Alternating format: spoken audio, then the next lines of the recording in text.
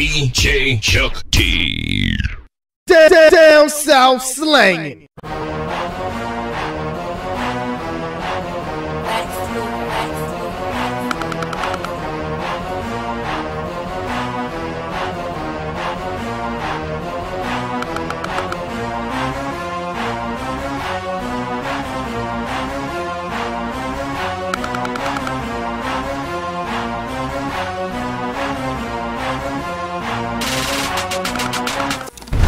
Reshika Renee with Magazyne. We're here interviewing DJ Chuck T and getting in the mind of this multi-talented mixtape master and finding out more about him.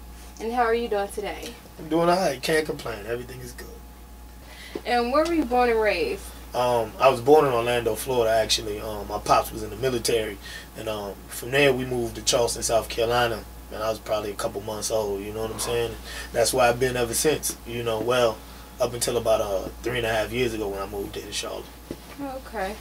And I heard that you used to rap. What made you change rap from becoming a rapper to a DJ? Well, you know, in today's, I guess, rap community, a lot of people, you know, they feel comfortable leading people astray. They feel comfortable lying about what's on their records. You know, they feel comfortable portraying an image that's not really them. With me, it was something totally different. So it was one of those situations where I was on records talking about stuff I didn't do, talking about, you know, an extravagant lifestyle I didn't lead, talking about pushing kilos and shooting people and stabbing people, you know, the typical rap music that's out today. But with me, I felt like, you know, I got to be 100% real in everything I do. Yeah. So, you know, I eventually gave it up because nobody wants to hear about the guy, you know, who's, you know, selling nickels and dime bags. Yeah. You know what I'm saying? Nobody wants to hear about the guy, you know, who's doing what he has to do to survive and to make it. They want to hear about the people, you know, who I guess, you know, are balling. So, why do you think? Excuse me. So why do you think, like, in this industry now that people, usually people like things that they can relate to? Why do you think people are into the big baller image now, or the, you know, flossy ice and kilos and? I mean, because nobody really wants to focus on their reality. If they're going through hard times, nobody wants to put on a record or listen to an album or watch a video that makes them remember what they're going through. They want to be taken to a far off place. So, you know, nobody who's really in the grind wants to hear about everybody else in the grind. They want to hear about, you know, I guess what's supposed to happen from grinding or after you grind or the result of the grind, you know. But I just feel like a lot of people take things to a whole nother level, you know, and it perpetuates violence and a lifestyle, you know, that I don't think is very positive at all. And then, you know, a lot of people can't decipher what's real and what's fake. And a lot of people think that, you know, that stuff is real, and they go out and they do it, and then they end up finding out the hard way, you know, it's not all glitz and glamour, you know. Yeah.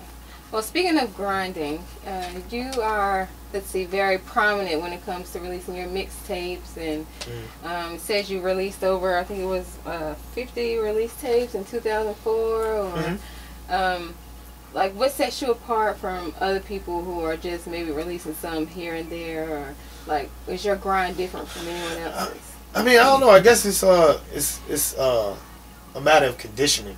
You know, a lot of people aren't conditioned or haven't conditioned themselves to really work 24/7. You know, but with me, I've conditioned myself to be able to hold up, you know what I'm saying, in my house for days on end and do nothing but my craft. Also, it's the fact that I like what I do. I enjoy what I do. A lot of people don't really enjoy what they do. It's like if somebody works a regular job, you know, they're counting down the hours until it's time to go home. But with me, it's what I enjoy doing. It's what I love doing. It's what I make money off of. You know, I'm successful at it. So when I wake up in the morning, all I want to do is drop mixtapes.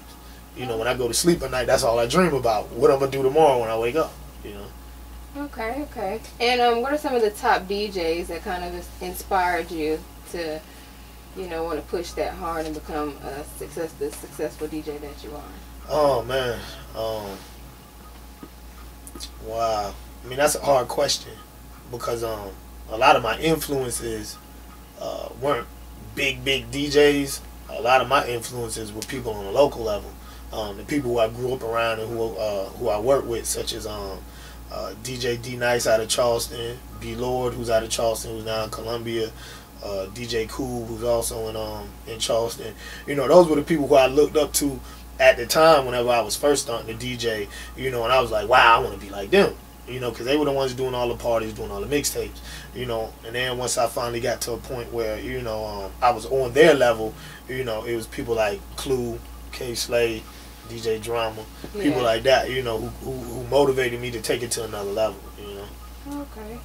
All right. If you had your choice to make a 5-artist CD mixtape, the top greatest songs and performer, who would it be? Oh man, that's an easy one. Chuck T, Chuck T, Chuck T, Chuck T, and Chuck T. Okay. You know, that'd be my 5 right now. No, I'm playing. Man, oh man, that would be hard. I mean, I'll put it this way: if we talking past artists, past and present. Alright, what I would do, if we doing past, I would probably do Master P, BG, Scarface, Trick Daddy, and then I'd probably throw in Juvenile also. You know what I'm saying? And if we doing present, then naturally it would probably be Rick Ross, Jeezy, Gucci Man. You know, I don't know about Waka. He's on that list, but then again, you know, we got to see if he got some longevity. Yeah. You know, so I'll probably do T.I. and then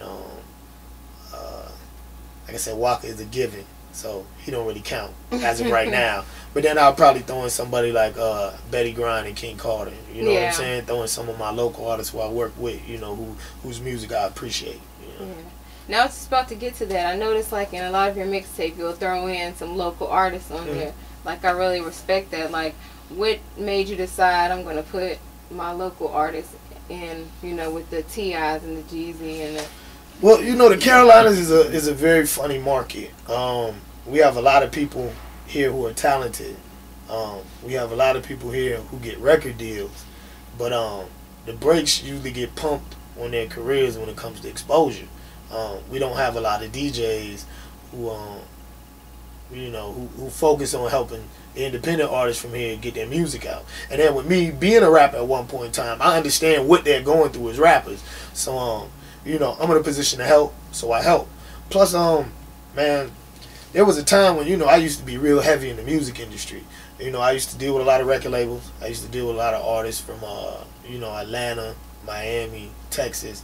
And one thing I always found out is when these artists got to a certain level in their career and got to a certain prominence, they would end up doing their mixtapes with DJs from their areas. You know, when they're nobody, when they're small, you know, it's Chuck T playing my music. But you know, the minute they get a budget and they label believes in them off of the work that I've done, they run go do a tape with DJ Drama, DJ Scream, DJ Khaled. You know, so I'll be left out in the cold. So it's to one of those situations where it's to the point I'm like, you know what? If I'm gonna help people get on, it's gonna be my people. Yeah. You know, people gonna look out for me in return. Plus, I mean, I can't really get any bigger in my career till the artists catch up with me. You know, and then from there we can all go to the promised land, you know. But until then, it's more or less like I'm in this industry by myself, you know. So I always show love because at the end of the day, you know, who else is doing it like me? Nobody. So, you know, I'm in a position of power, so I gotta show love. Okay.